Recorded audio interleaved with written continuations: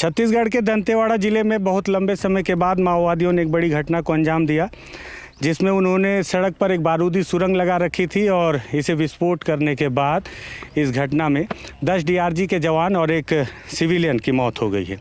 लंबे समय के बाद इस घटना को माओवादियों ने अंजाम दिया तो पुलिस का विभाग सख्ते में है। सुरक्षा विभाग के साथ इंटेलिजेंस भी इस बात को खंगालने पे है कि चूक कहाँ पे हुई है। इस वक्त हम घटनास्थल पर ही मौजूद हैं। हालांकि यहाँ पर लगभग 7 मीटर का जो गड्ढा हो गया था, घटना के एक दिन बाद आवागमन को सुचारू तौर पर चालू करने के लिहाज से पुलिस विभाग ने यहाँ पर मिट्टी डलवा दिया है और यहाँ पे पूरी तरह से जांच कर ली गई है। 10 डीआरजी के जवानों की मौत हुई और एक सिविलियन की मौत हुई। घटना काफ़ी हृदय विदारक थी और दुखद थी। इस वजह से छत्तीसगढ़ के मुख्यमंत्री भूपेश बघेल और गृह मंत्री ताम्रध्वज साहू आज दंतेवाड़ा पहुंचे।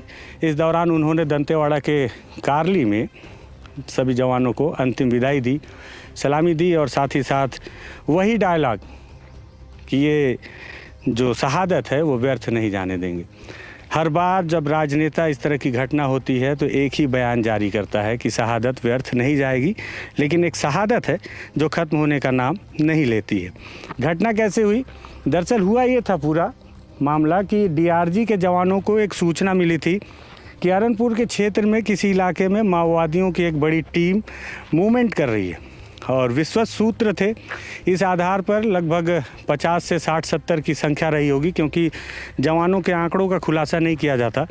तो डीआरजी की टीम 4 पहिया वाहन से अरनपुर की ओर गई थी और फिर वहाँ से अपने ऑपरेशन की तरफ पैदल रवाना हो गई। वहाँ पहुँचने के बाद जब ऑपरेशन हुआ उसमें मुठभेड़ हुई और मुठभेड़ में एक माओवादी घायल भी हुआ। तो घायल माओवादी को लेकर फिर से उसी 4 पहिया वाहन में वो जो डीआरजी के जवान वापस लौटने लगे। वापस लौटने के दौरान माओवादियों को इस बात का इल्म पहले से था। उन्हें जानकारी थी कि बड़ी संख्या में डीआरजी के जवान गए हैं। टीसीओसी का समय है, आपको याद हो तो 2021 के बाद से टीसीओसी में माओवादियों ने किसी बड़ी घटना को अंजाम देने में उन्हें केवल विफलता मिली है। इसके अलग अलग कारण हैं। सरकार बोलती है कि माओवादी बैकफुट पर हैं, इसलिए टीसीओसी में कोई बड़ी घटना को अंजाम नहीं दे पा रहे हैं। माओवादियों की यदि माने तो उनका कहना है कि सरकार उनके ऊपर ड्रोन से अटैक कर रही है, जंगलों में जवान आ नहीं रहे हैं, इस वजह से टीसीओसी के दौरान उन्हें एम्बुश में फंसाया नहीं जा पा रहा है और कोई बड़ी घटना को अंजाम नहीं दे पा रहे हैं। माओवादी अपने अपने तर्क हैं दोनों ही तरफ से। लेकिन इस बीच जब अमित शाह का दौरा हुआ और अमित शाह ने इस बात का जिक्र किया कि 2024 के अंत तक बस्तर को पूरी तरह से माओवादियों से मुक्त कर दिया जाएगा, तो माओवादी संगठन में एक बौखलाहट आ गई और माओवादियों ने लगातार पर्चे भी जारी किए और उन्होंने अपनी ताकत, अपनी स्ट्रेंथ दिखाने के लिए एक बार फिर से सरकार को चैलेंज करने के लिए उस स्थान को चुना जिस स्थान पर कुछ ही दिन पहले छत्तीसगढ़ सरकार ने अपनी पीठ थपथपाई थी। दरअसल जब सलवा जुड़ूम का समय था और पूरे बस्तर में कत्लेआम मचा हुआ था दोनों ही तरफ से, तब लगातार बस्तर के अंदरूनी इलाकों की सड़कों को पूरी तरह से खोद दिया गया था और आवागमन पूरी तरह से बंद कर दिया गया था। ऐसे में सरकार जब माओवाद से लड़ते हुए इस जंग में अपने आप को विजय हासिल करता दिखाना चाह रही थी, तब उसने सोचा कि जगरगुंडा से लेकर नकुलनार तक के बीच की ये सड़क, क्योंकि जगरगुंडा किसी समय में बस्तर का बहुत बड़ा बाजार हुआ करता था, इसे फिर से चालू किया जाए और इस सड़क का निर्माण शुरू किया गया। आप यकीन माने इस सड़क के निर्माण में सैकड़ों आईडी बम और बारूदी सुरंग डिटेक्ट किए गए। कई जवान घायल हुए और कुछ जवान शहीद भी हुए। उसके बाद जब ये सड़क बनी और यहाँ से फिर से बस का संचालन शुरू किया गया तो सरकार ने अपनी पीठ थपथपाई कि माओवादियों के गढ़ में उन्होंने एक बड़ी विजय हासिल की है। और यही वजह है कि इसी सड़क को माओवादियों ने चुना, जिसे उन्होंने अपना परचम लहराने की बात सरकार ने कही। चूक ये हुई कि इस समय आमा पंडुम का त्यौहार चल रहा है और इसके ठीक पहले 3 से 4 पॉइंट में ग्रामीणों के द्वारा आमा पंडुम के नाम पर आने जाने वालों को रोककर उनसे पैसे लिए जा रहे थे स्वेच्छानुसार। ये उनके रीति रिवाज का हिस्सा है। इसी बीच डीआरजी की टीम भी आई और वहाँ पे जो ग्रामीण बैठे थे उसमें एक माओवादी संगठन का सदस्य भी बैठा था, जो लगातार यहाँ महुए के पेड़ में बैठे इस व्यक्ति को लगातार सूचना दे रहा था कि कौन आ रहा है, कौन जा रहा है। और इस दरमियान उसने ये बताया कि 3 सिविलियन की गाड़ी के बाद चौथी गाड़ी जो है वो डीआरजी के जवानों की होगी। लगातार आती गाड़ियों में 3 गाड़ियां यहाँ से गुजरी और जैसे ही चौथी गाड़ी आई, वहाँ महुए के पेड़ पे बैठे शख्स ने ट्रिगर दबाया और यहाँ पर लगभग 7 मीटर के गड्ढे वाला एक बड़ा ब्लास्ट हुआ। ब्लास्ट इतना भयंकर था कि आप यकीन माने कि गाड़ी का एक बड़ा हिस्सा तो यहीं पड़ा हुआ है। इसके टुकड़े आप देख के समझ सकते हैं कि गाड़ी में बैठे लोगों की क्या स्थिति हुई होगी।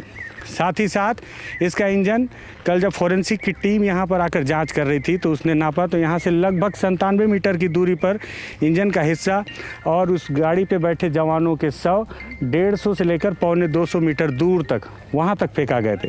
कुछ जवानों के शव के टुकड़े तक उठाकर वहाँ से जवान के साथी लेकर झिल्लियों में डालकर आ रहे थे। वहीं पीछे जस्ट पीछे जो DRG की दूसरी गाड़ियाँ थी उसके एक चालक ने एक वीडियो भी तैयार किया तत्काल, जिसमें दिख रहा है साफ कि किस तरह से लगातार फायरिंग हो रही है। हालांकि ये भी बताया जा रहा है कि दोनों तरफ से मुठभेड़ चली, लेकिन अंदरूनी बात यह है कि जैसे ही ब्लास्ट हुआ तो तत्काल जवानों ने ही फायरिंग शुरू कर दी थी, लेकिन तब तक खेल खत्म हो चुका था। सारी घटना हो चुकी है। अभी हम एक बार फिर से यहाँ पे पहुँचे हुए हैं और ये दिखाने के लिए कि ये कैसा मंजर आप देखें कि चारों तरफ घने जंगल हैं और काफ़ी आसान होता है यहाँ किसी स्मॉल एक्शन टीम का एक ऐसी बड़ी घटनाओं को अंजाम देकर आसानी से बाहर निकल जाना। माओवादियों के संगठन में एक स्मॉल एक्शन टीम होती है जिसमें 2 से 3 लोगों की संख्या होती है।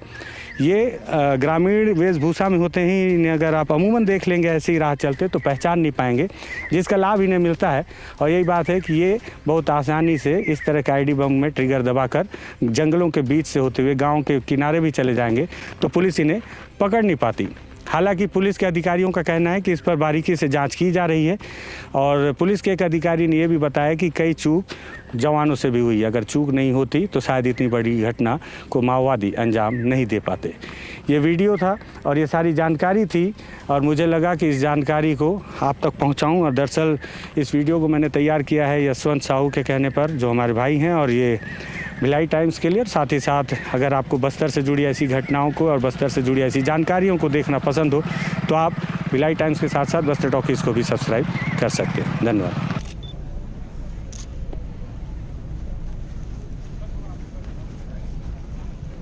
पीछे आ जाओ, हाँ पीछे आ जाओ, पीछे आ जाओ भाई, पीछे आ जाओ।